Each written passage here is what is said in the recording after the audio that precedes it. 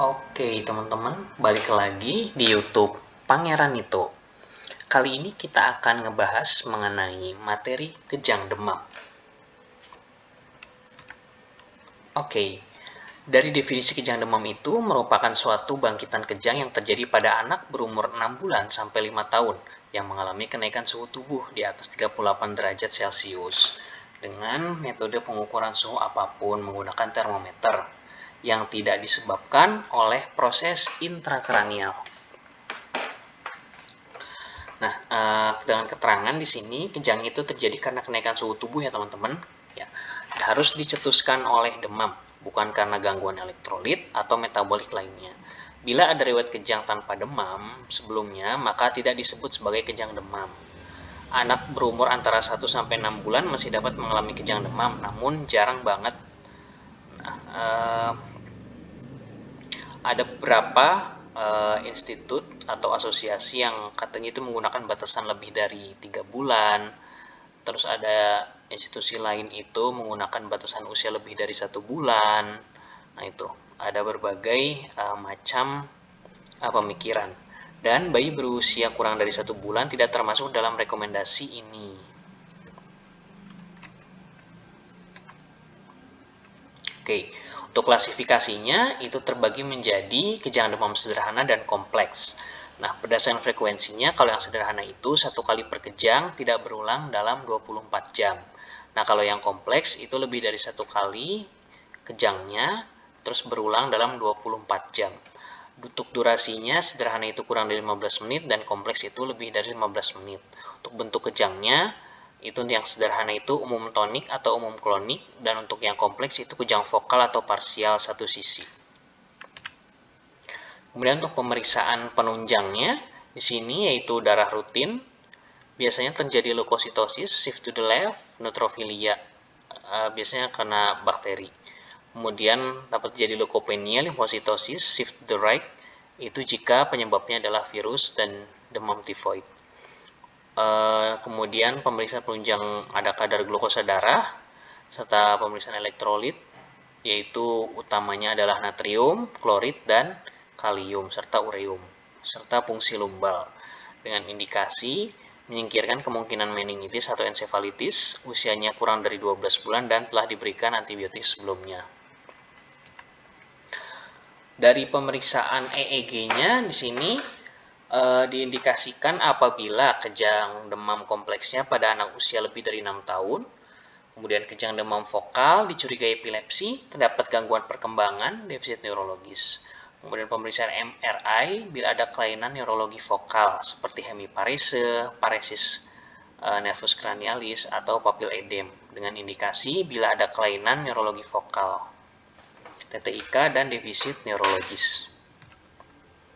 Selanjutnya untuk patofisiologinya, mulai dari kejang demam sederhana, di sini bisa karena penyebab fisiologik dan juga karena dari genetik ya teman-teman ya, yang mana menaikkan temperatur sehingga terjadinya demam ya kan. Nah dari itu terjadilah peningkatan dari glutamat dan juga penurunan dari GABA. Akibatnya terjadi peningkatan eksitabilitas dan juga aktivitas dari impuls sarafnya, sehingga terjadi kejang demam yang sederhana. Dan tadi kejang demam sederhana itu yaitu tonik klonik, aktivitasnya dengan tidak ada vokal sign dan berlangsung kurang dari 15 menit. Untuk EEG-nya normal dan MRI tidak biasanya diindikasikan. Tadi dilakukan lumbal fungsi apabila terdapat indikasi yang menekankan untuk di lumbal fungsi. Sebetulnya untuk yang kompleks febrile seizure kurang lebih sama ya teman-teman ya. Cuma untuk etiologinya di sini dikatakan bahwa underlying etiologi berbeda dari yang kejang demam sederhana. Oke. Kemudian ini mengenai kejang secara umum, patogenesisnya, clinical finding dan komplikasinya. Bisa dari infeksi atau neoplasma atau trauma di daerah otak, daerah kepala, kemudian metabolik, dan juga zat-zat toksik lain yang mana mengganggu dari eksitabilitas dari saraf-saraf ya, yang mana akan meningkatkan tonus eksitasi dari aktivitas listrik, impuls listrik, yang mana terlihat itu nanti kejangnya itu vokal di dewasa. Kemudian dari kejang itu ada yang motorik atau non-motorik. Kalau yang motorik itu terbagi menjadi tonik-klonik, tonik-klonik, dan yang lainnya. Dan untuk yang non-motor itu disebutnya kejang absence.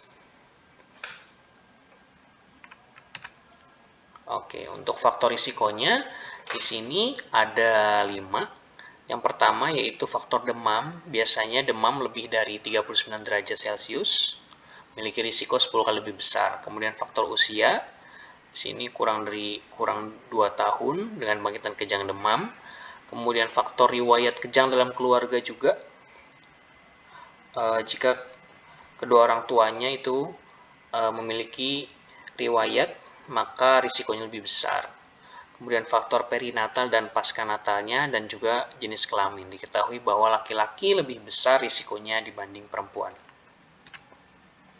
Oke, dari etiologinya, nah di sini akibat dari demam ya intinya teman-teman ya, dari demam, kemudian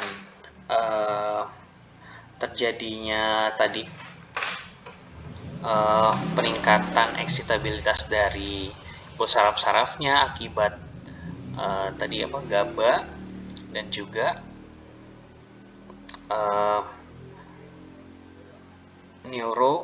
neurotransmitter lainnya. Nah, untuk penata laksanaannya di sini bila saat kejang ke rumah sakit itu diberikan diazepam secara IV ya teman-teman, selama 3-5 menit dengan kecepatan 1-2 mili per menit dengan dosis maksimal 20 mili.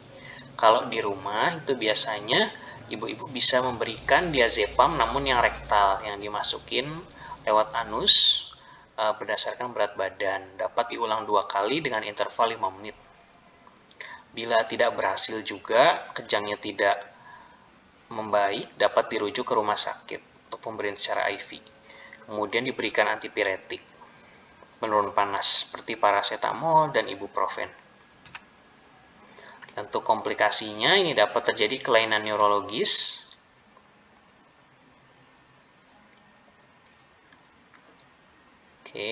dan juga berulangnya kejang demam. Untuk prognosisnya ad vitam sama ad functionamnya ad bonam. Dan edukasinya yang pertama yakinkan orang tua bahwa kejang demam umumnya mempunyai prognosis baik. Beritahukan cara penanganan kejang, informasikan kemungkinan kejang kembali, pemberian obat untuk mencegah rekurensi memang efektif, tapi diingat adanya efek samping obat.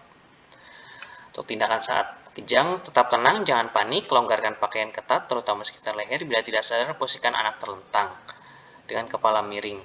Tidak boleh masukkan sesuatu ke dalam mulut, ukur suhu, observasi dan catat lama dan bentuk kejang. Tetap bersama pasien selama kejang, berikan diazepam rektal, bawa ke dokter apabila kejangnya lebih dari 5 menit, suhu lebih dari 40 derajat, tidak berhenti dengan pemberian diazepam, tidak sadar, dan kelumpuhan.